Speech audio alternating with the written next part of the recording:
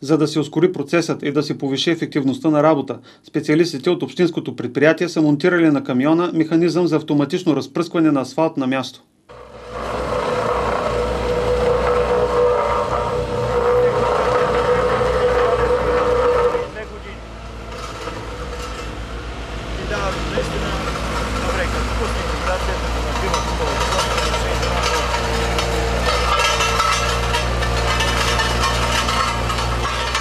Асфалтирахме, първо изкърпихме основните улици в нашия град, където върви масовия транспорт, градския транспорт, където е по-голямо движението.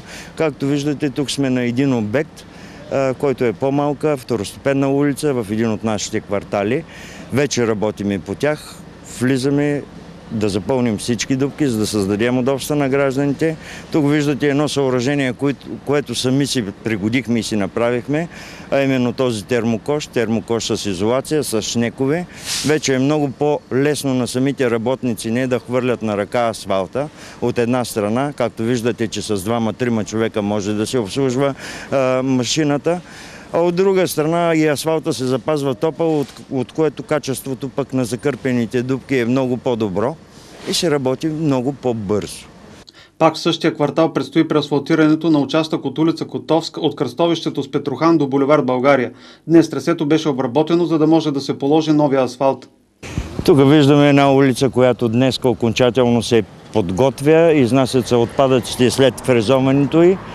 Утре най-късно ще бъдат запълнени първо дупките, най-големите, да се подложи, първо да се направи подложката и вярвам, че в четвъртък вече тази уличка, малка уличка в нашия квартал, ще има ново асфалтово покритие и ще улеснява живота на нашите съграждани. Заради много по-ниския бюджет в условия на криза, добрите намерения на общинска администрация за асфалтиране на всички улици, които имат нужда от ремонт, няма да се реализират заради недостиг на средства. Тази година парите, които са отделени за асфалтиране на улиците, са в общия бюджет на нашето предприятие.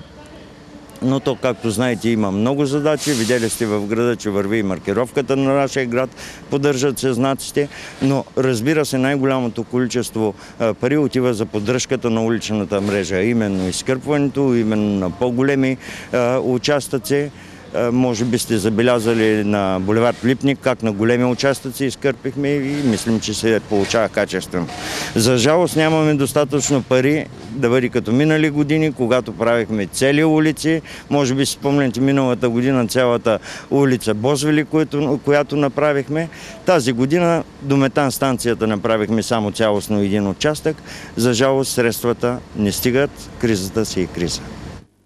Ударното асфалтиране на уличната мрежа в Русе ще продължи по квартали през цялото лято и есента, докато атмосферните условия позволяват това.